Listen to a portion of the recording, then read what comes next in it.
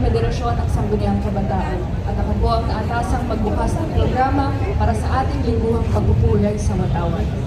Ang tanggapan ng pangalawang punong lungsod at tagapangulo ng Sangguniang Panlungsod ng Maynila sa pangunguna ng kagalang-galang Angela Lechi Atienza kasama ang 38 konsehal, ang mga kawani ng Secretariat sa pamumuno ng kalihim ng Sangguniang Panlungsod at Hans Roger S. Luna, ang kalihim ng pangalawang punong lungsod Attorney Alvin Smachi Delgado at ang Chief of Staff Ginoong Alwin Gino M. Bungalin ang mangunguna sa ating palatuntunan ngayong umaga. Ang pag-awit ng lupang hinirang ay pangungunahan ni Ginoong Romeo N. Francia at Pinipining Maria Angelica R. Aquino sa saliw ng Banda ng Manila. Ito ay susundan ng panalangin na bibigkasin ng punong mayarya kagalang-galang Konsehal Raimundo Mon Arnipang. Ang panunumpa ng katapatan sa Watawat ng Pilipinas ay pamumunuan ni Konsehal Erica O. Platon, Pangulo ng Liga ng mga Barangay. Kasunod nito ang awit ng Maynila na muli rin pamumunahan ni Ginoong Romeo N. Francia at Binibining Maria Angelica R. Aquino sa saliw ng Banda ng Maynila. Pangungunahan naman tayo ng Konsehal Eunice Castro sa panunumpa sa Bagong Pilipinas na susundan ng sabayang pag-awit ng Bagong Pilipinas. Magbibigay ng maikling mensahe ang ating minamahal na Vice-Alcalde, kagalang-galang Angela Lechi Atienza, na siya rin magpapakilala sa ating punong lungsod bilang pangunahing tagapagsalita ng programa. Sa puntong ito, magsisimula na po tayo.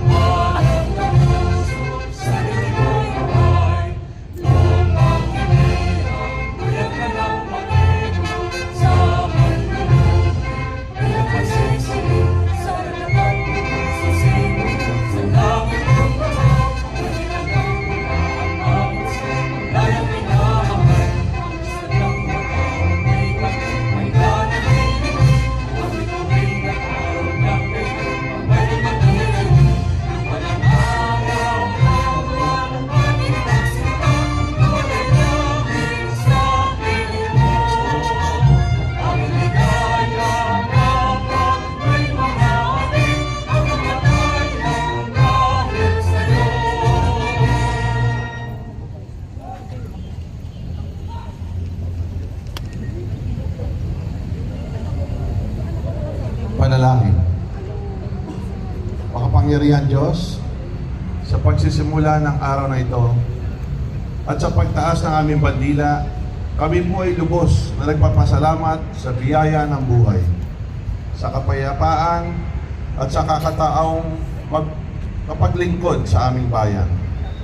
Basbasan mo po ang aming pamahalaan lungsod, lalo na sa ama ng aming lungsod, Mayor Francisco Isko Moreno Domagoso, at sa aming Vice-Alcalde, Vice Mayor Angela Lechi Atienza.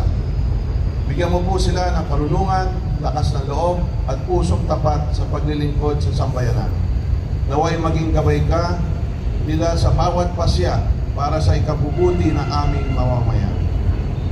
Sa linggong ito na darating, ipadala mo po sa amin ang tunay na diwa ng paglilingkod, ang maglingkod ng may malasakit, katapatan at pagkakaisa. Tulungan mo po kaming maging instrumento ng pag-asa, kaayusan at kaunlaran ng aming lungsod. Pagpalain mo po ang bawat kawani ng pamahalaan, ingatan sa araw-araw ng gawain at punuin ng sigasig upang magampanan ang tungkulin ng buong husay at dedikasyon. Ang lahat na ito ay aming hinihiling na may buong tiwala at papasalamat. Amen.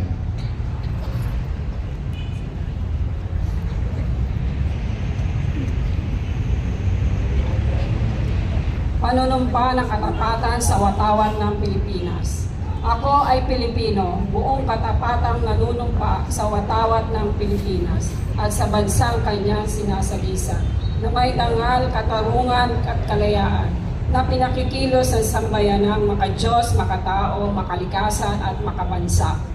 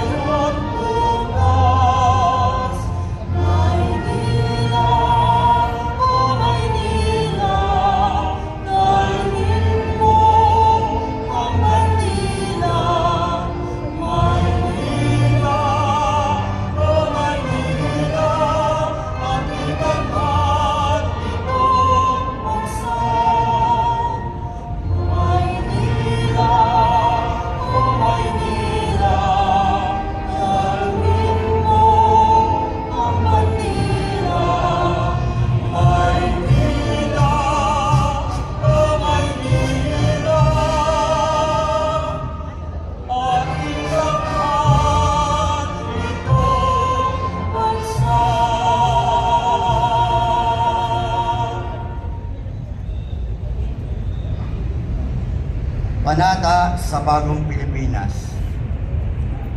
Bilang Pilipino, buong pagmamalaki kong isasabuhay ang bagong Pilipinas. Buhay sa aking dugo ang lahing dakila, magiting at may dangal. Palaging dadalhin sa puso, isip at diwa ang aking pagmamahal sa kultura at bayang sinilangan. Kaysa ng bawat mamamayan, iaalay ko ang aking talino at kasanayan sa pagpapaunlad ng aking bayan. Taglay ang aking galing na naaayon sa mga pandaigdigang pamantayan. Magiging instrumento ako sa pagsulong ng kagalingan, karunungan at kapayapaan. Makikiisa at makikilahok ako sa mga adhikain ng pamahalaan dahil ang kaunlaran ay hindi lamang responsibilidad ng iilan.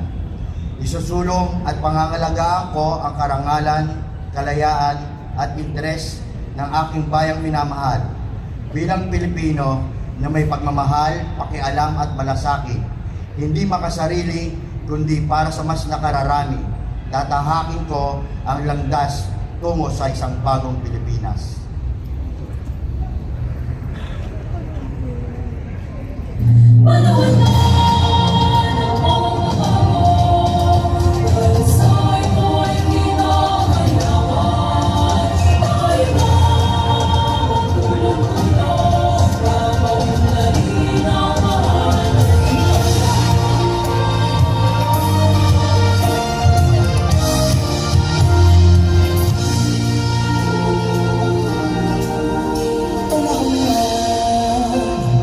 Bago dahil sa ito ay kinakailangan tayo na tumutulong na maumbarin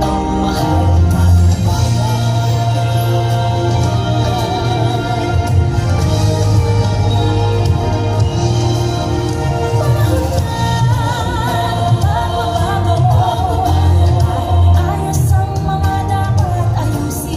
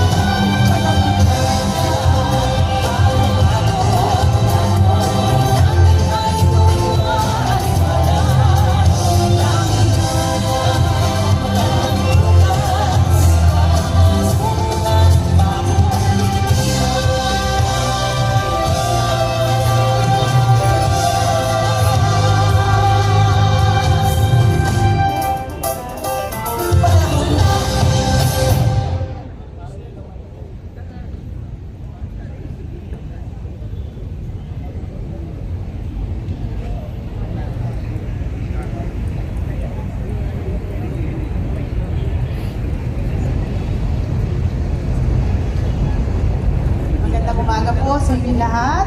Kamusta po kayo? Nakatulog pa kayo? Ayun mo yan. Bago po ang lahat, gusto ko muna bumati sa ating napakagaling na alkalde, si John Misco Moreno Dumagoso, lahat ng department heads, mga konsihal, mga miyembro ng sanggunian, mga empleyado ng sanggunian, at lahat ng mga narito ngayon. Alam niyo po, sa 6 na buwan, ako po ay narito bilang Vice Mayor ng Maynila. nakita ko at ginaya ko ang bilis kilos na programa ng ating alkalde.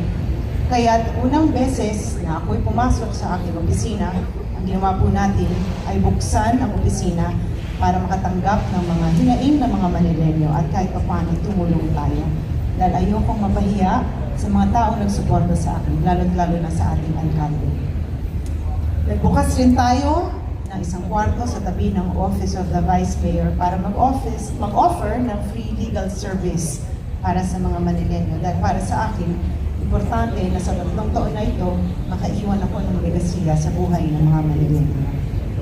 Nagbigay tayo ng libo-libong medical assistance, naglagay ng happy or sad feedback para kahit paano alam natin kung ano nangyayari at nararamdaman ng mga pumapasok sa ating opisina. At bilang Vice Mayor ng ating alkalde, sinubukan kong ibigay ang buong buo ko para i-representa siya sa maraming events. At isa sa pinakapaborito ko ay nung ako ay nag-representa sa kanya sa ASEAN sa Kuala Lumpur. Maaasahan po ninyong lahat na narito ako para tumulong at sumuporta sa lahat ng mga programa at plano ng ating alkalde dahil naniniwala ako sa kanyang vision para sa mga Manilenyo. At pagdating naman sa pagiging presiding officer, tayo ay naging transparent sa session. In fact, alam niyo naman, although sa lahat sa pera, ginawa natin ang paraan para mabuksan muli ang session na live. Kahit na gadgets ang ginagamit natin, kagaya ng cellphone at mga laptop at iPad. Ginawa natin with the City Council quality over quantity ordinances and resolutions. Sumuporta tayo sa lahat ng mga administrative measures na gusto ng ating alkalde na nakatuon pagdating sa health care ng ating lungsod. Nagtalaga rin tayo ng napakagaling na Liga President na siyang tumulong at sumuporta sa barangayan, si Konsihala Erica Platon, ang ating napakagaling na SK Fed President na si Konsihala Yan Tibay. Mga konsihal at tunay na nakikinig sa hinaing ng kanilang mga distrito at City Council na nakasuporta sa ating executive branch sa panguna ng ating alkalde.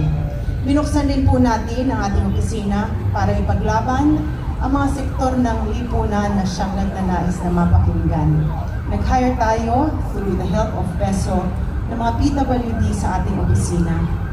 Naging animal friendly din tayo, kaya kung pupunta kayo sa opisina, may tatanggap sa inyo na isang aso na ang pangalan niya ay Lily at ang ibig sabihin ay Luano. Alam nyo, itong experience ko bilang Vice Mayor ng ating alkalde, isang eye-opener po yan sa akin at sa aking buhay. Na habang narito ko sa mundong ibabaw, ipaglalaban ko ang boses ng mga Manilenyo at hanggang sa dulo, ako po ay susuporta sa ating alkalde.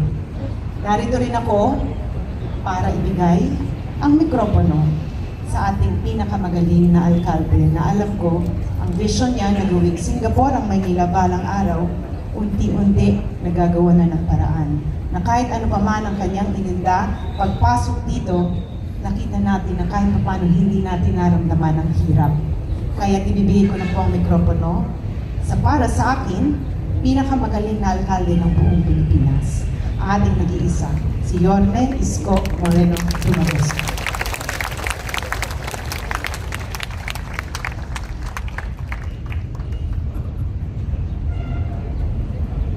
Maraming salamat, Madam Vice Mayor. Palakpakan po natin ang pinakamagandang Vice Mayor sa buong Pilipinas. Hindi po ako pinakamagaling. I am just one of those who's trying to do our job for our people. To the sangguniang panglungsod at may mga bago tayong kasama sa administrasyon. Diyan si Maile Atienza, si Jong Isip, Karen Albarbar, Jeff Lau, at Papo Grosso. Nagdagdagan tayo ng 5 konsihal sa ating mga kasama sa pagtataguyod. At pag re-redirect ng policy, particularly fiscal policy of the city for us to survive. Because when I assume, tama naman po si Vice Mayor, hindi ko na lang po kayo pinakaba. We are at the brink of bankruptcy at the time. In fact, our guest today is one of the agency na pinuntahan ko agad immediately. Dahil kung maalala ninyo nung first term ko bilang mayor, meron tayong about 320 million na utang sa GSIS kung saan yung kinuha ng syudad, ibig sabihin hindi na po ito taxpayers money, hindi rin pera ng syudad, pera to ng empleyado. Kinuha sa mga sweldo, ginawas, pero hindi narimita, remit. At yun ay umabot sa 320 million. The time, nakiusap ako sa GSIS when I assumed 2019, through some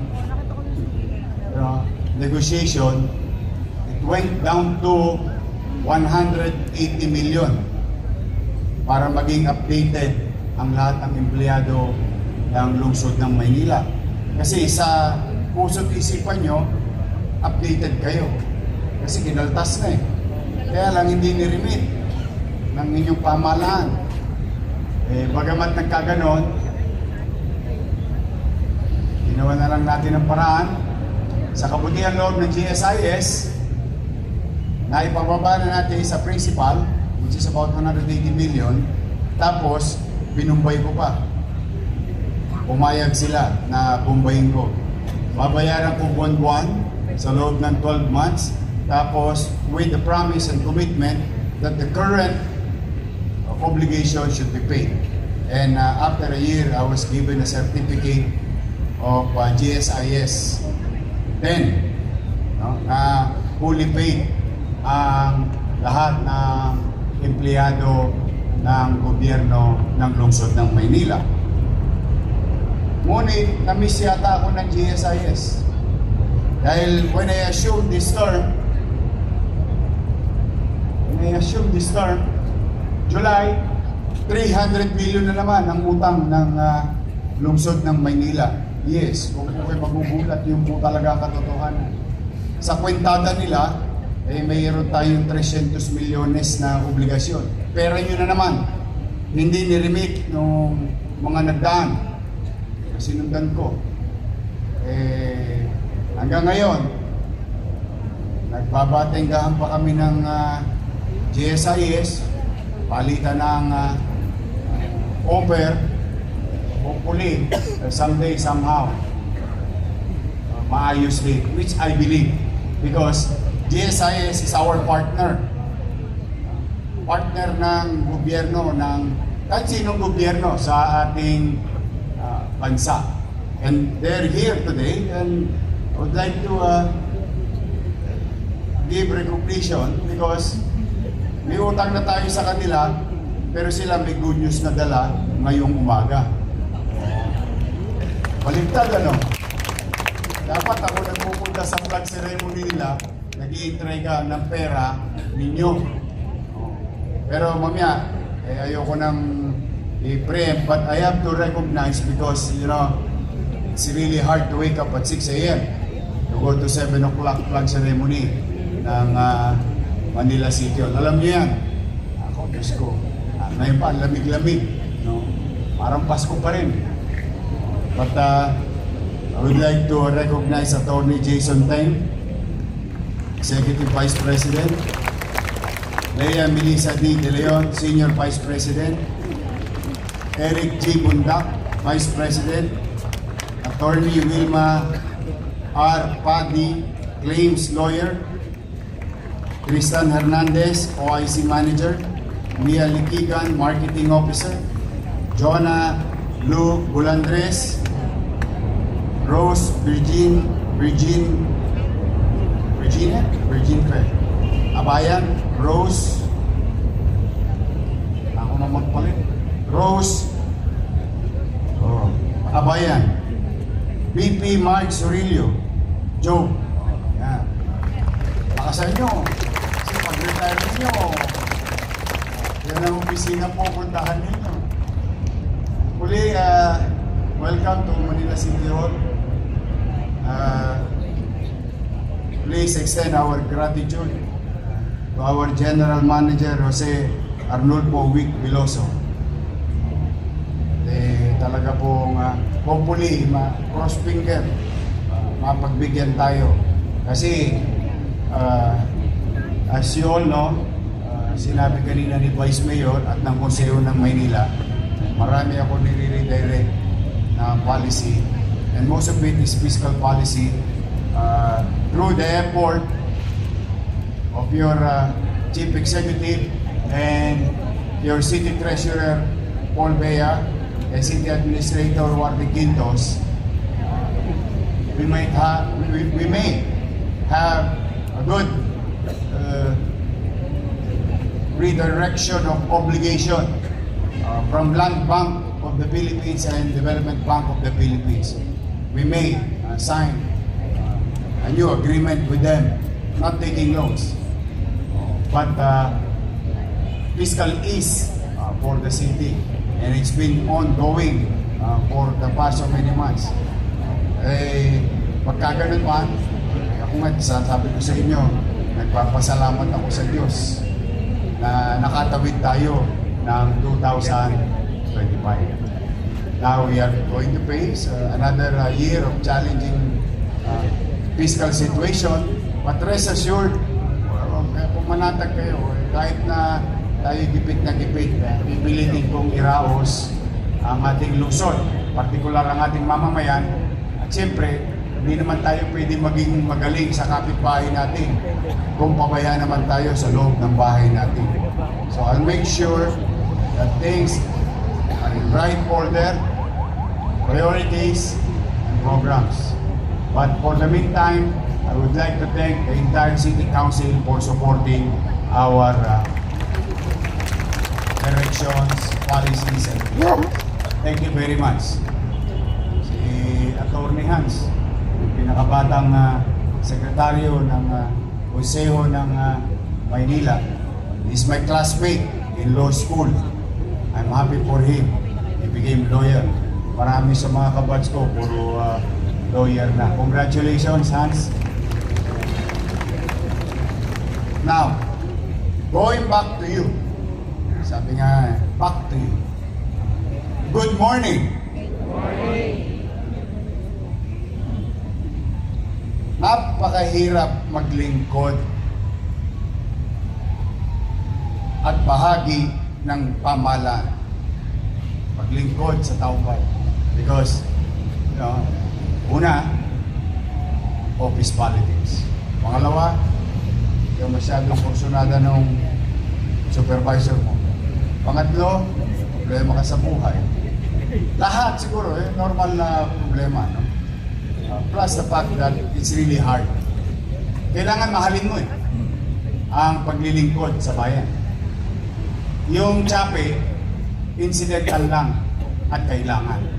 Pero sa totoo, para magtagal ka at manatili ka with all the stress, is you love giving and doing public service. And hopefully, pagkayari at tiklop ng araw, meron ka namang makikita sa iyong pinagsikapan na paglilingkod through the years. And a few weeks ago, I think a few months ago, you heard it already, that a lot of people retired and did not get their retirement on time. Dami. Nag-release tayo lang dito. But because of that simple act that we did, lalong lumakas ang loob ng ibang nagretiro. At in fact, marami sa kanila matagal na nagretiro. Siguro, I don't know the reason, but I'm pretty sure, sigurado ako, hindi na ibigay sa kanila yung marapat na sa kanila, na bagay na pinagtrabuhan nila katulad nila. Now, today, New Year, January, galing lang natin sa Tosgas. Tosgas na naman tayo. But because I made a commitment to each and every one of you. Remember last flag ceremony? Anong sabi ko? I will give what is due to you. And thanks to Attorney Paul Bea and the entire accounting and city treasurer's office for doing the paperwork. And today, I would like to announce, despite, bakit may sundo naman kayo sa akin si naitabi ko na. Paul, di ba Paul? May sundo sa akin si Paul? Pero. Kaya masyado ko ba kasi malaki itong perang. Despite of the fiscal situation of the city, and we continue to resuscitate our fiscal situation. Today, your city government will release 42.6 million pesos.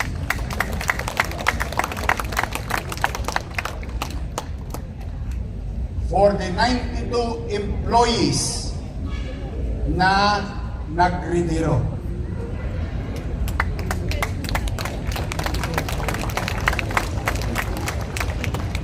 Parang gusto niya na mag-retiro.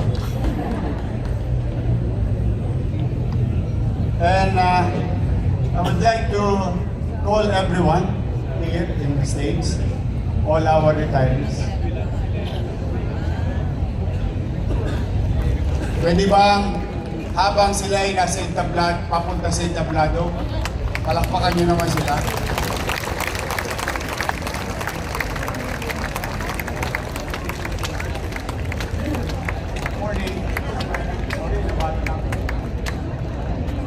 Pero ang pasasayip,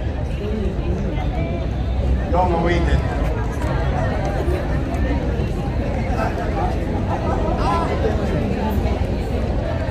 Di ba rito, 31 years, 36 years, 19 years, 20 years. Yung kanatasan nyo, tingnan ninyo, baka...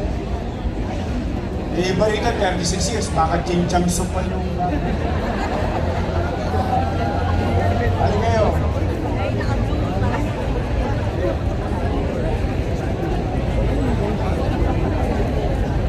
Dito, sa Wangali.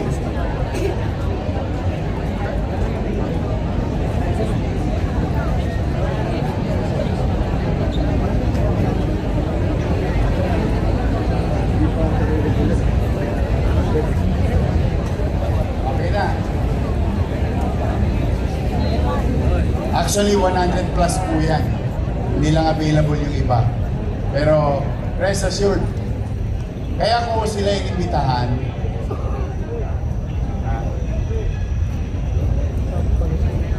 In our own little way, today, in this flag ceremony, let's make this memorable. Baka kasi marami sa kanila na wala na lang sa opisina ninyo, pasa na lang ng papel, tapos dokto na. Dito man lang, bilang kapwa kawani, pwede bang yung pinakamalakas nyong palakpak para sa kanila?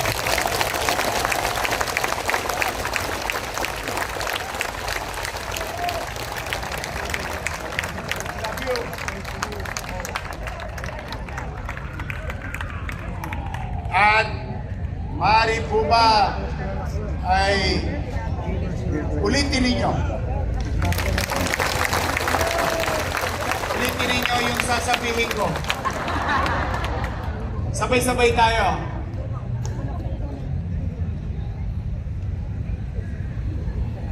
Sa inyong lahat na nasa harapan namin, na kapwa namin naglingkod sa bayan, maraming salamat sa paglilingkod sa kapwa.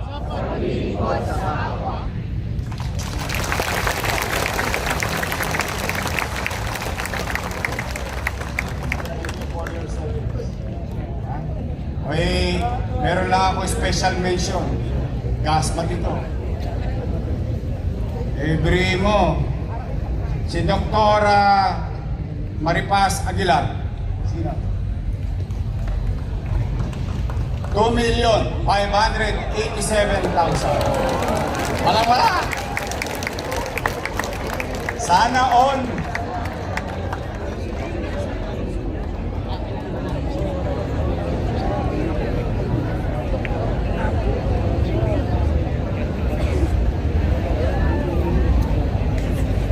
Mariano Diosdado B. Ito. 2.3 million pesos.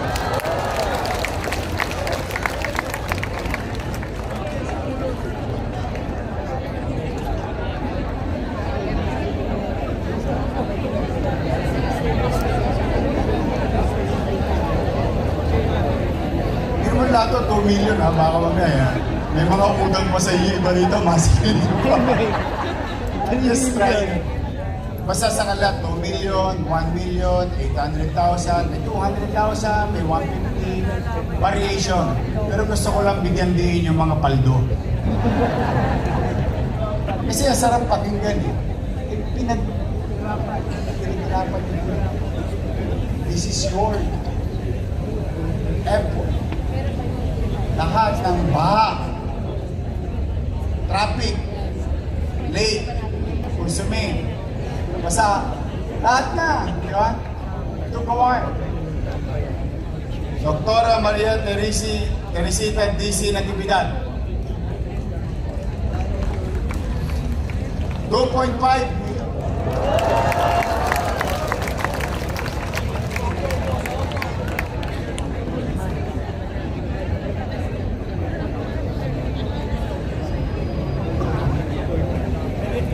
Angeline Fernando. Oh, dalawang check-in ito.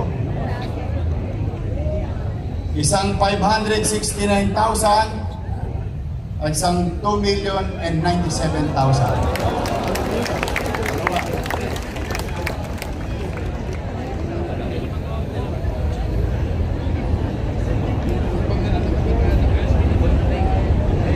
Silang lahat. Yung check-in ninyo, nakaredy na sa City Treasurer. Pwede na. Ano dyan na? Tony, so, talagang special delivery po la. O, palakpakan natin si Paul. Paul, 42 kung nirelease natin. Sigurado ako may sweldo sa akin kasi ha. Thank you sa inyo. Ha?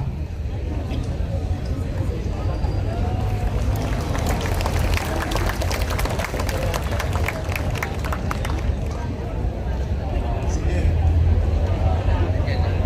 Picture. Si Vice Mayor.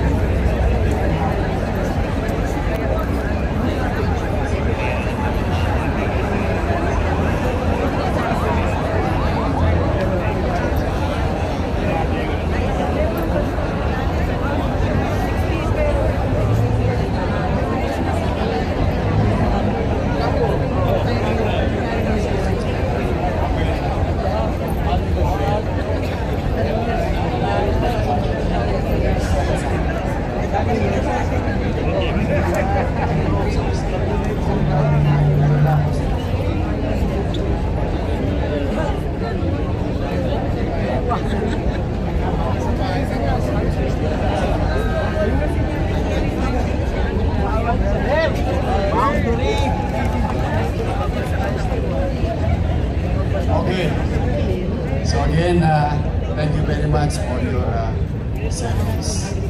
And I'm honored to be for this duty. Now, kanina tumosgas tayo.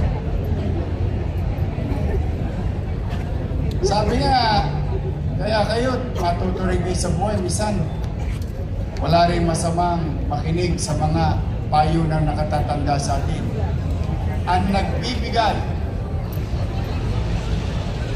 ay muling makatatanggap. Sinasabi ng mga matatanda, pag mas maluwag kang nagbibigay, maluwag ding bumabalik 10 folds pa. Kakagastos lang natin ng 42 million. I would like to welcome again the GSIS family. Sila po ay magbibigay sa atin, may utang pa tayo sa kanila ha, pero baliktad. Bibigyan po tayo ng 81,342,580.52 pesos worth of insurance claim. Kakagay bilang natin. Dumoble pa yung binigay natin. Wala pang 5 minutes. Kaya kayo, lagi kayo magbibigay sa kapwa. Malay ninyo. So anyway, to the GSIS family, Attorney Jason Ten, Executive Vice President, and General Manager Jose Arnulfo Wick Veloso, thank you very much. Nagulat ako dito kung sinabi sa akin ito last week. May pandagdag sa increment, sa SRI, sa PIA, lahat. But anyway, palakpakan natin ang GSIS.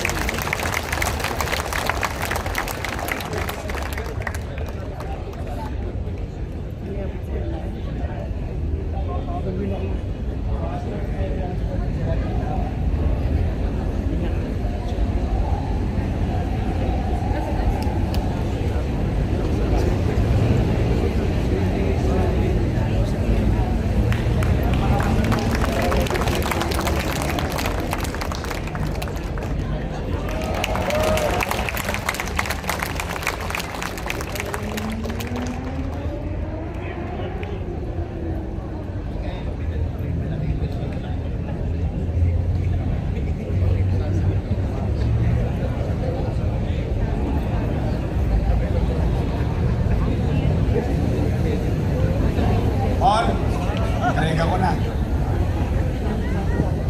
Sakto. Okay na. So, muli,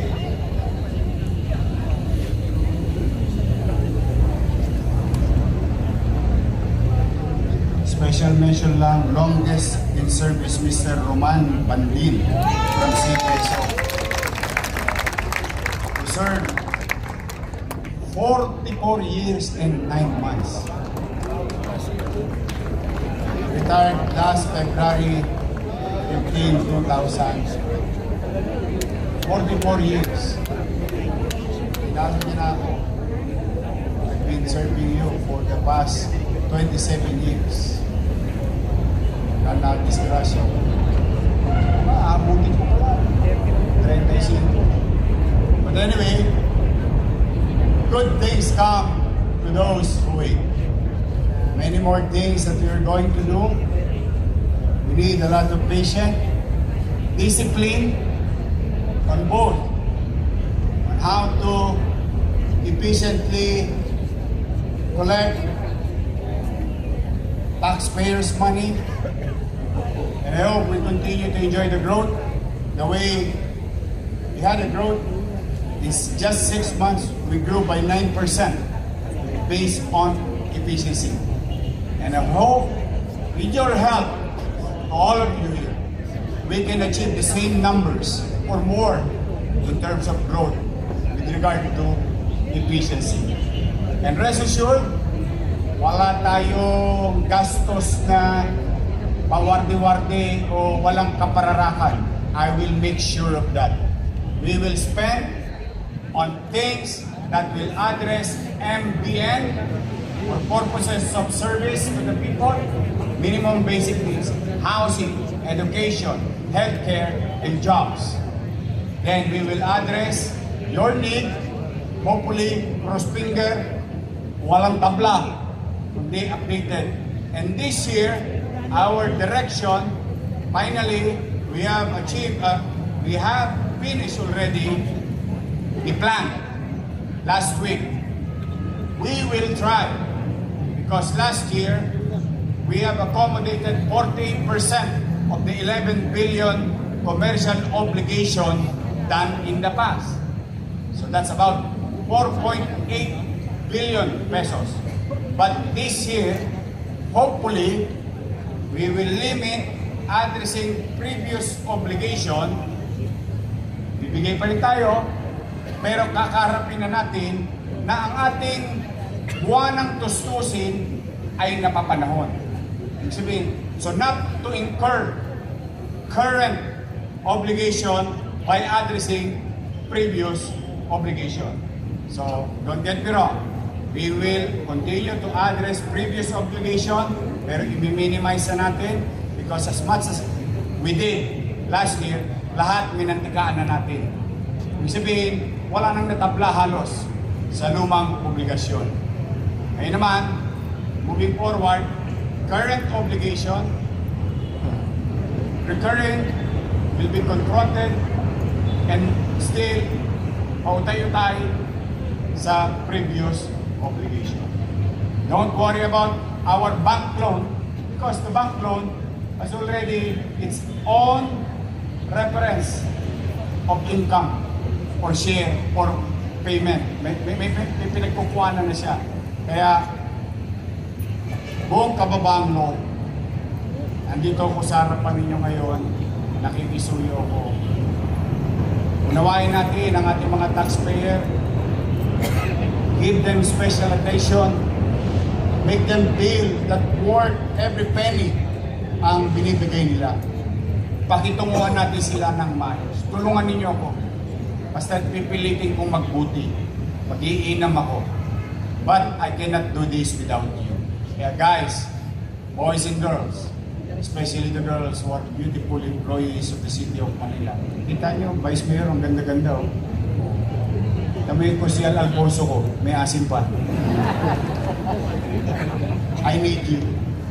Help me. Let's revive. We can do it. We can do it. With your help. So muli, mag-iingat kayo. Isang linggo na naman ang paglilingkod sa ating mga kababayan. Hangad ko itong linggong to, palusog kayo at ligtas. Alagaan ninyo ang inyong sarili. Tandaan ninyo lagi, kapag tayo naglilingkod sa taong bayan, may mga mahal kayo sa buhay na naghihintay sa kanya-kanya niyong tahanan. So, maging ligtas at pagpalain nawa kayo ng oh my God. Maraming salamat. Manila! God first. Thank you.